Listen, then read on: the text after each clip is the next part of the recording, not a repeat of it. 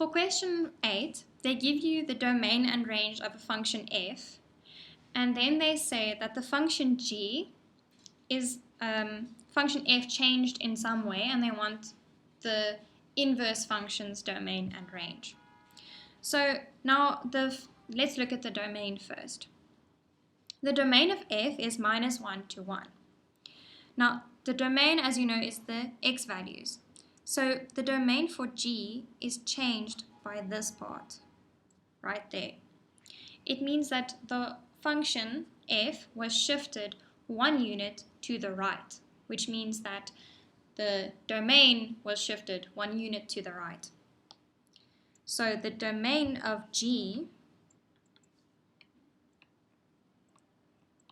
is then -1 plus 1, because we're moving it right, and 1 plus 1, which will then give me 0 to 2. That's the domain of g. Now for the range is the y values, and here we moved the y values up by 1 unit. So the range is also moved up by 1 unit. So then we have the range is 0 plus 1 and 2 plus 1, which will give me 1 to 3. But now they're not asking for the domain and range of only g, they want the inverse of g. So when you have the inverse, g goes to g minus 1, the x values become the y values, and the y values become the x values. Now from theory, you should know that this means the domain becomes the range,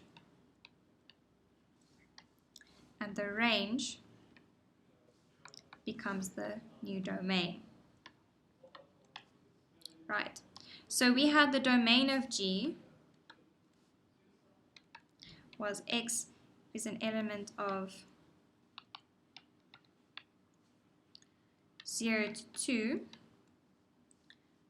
So the domain of g minus 1, we're going to take the range of g, which was 1 to 3. So x is an element of 1 to 3. Okay? And the range of g, y was an element of 1 to 3.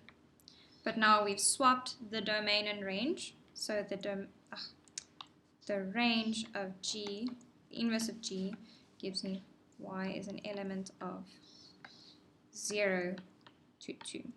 So you can see here that they just swapped. And then if you look on the answers, the option B will give you the right answer.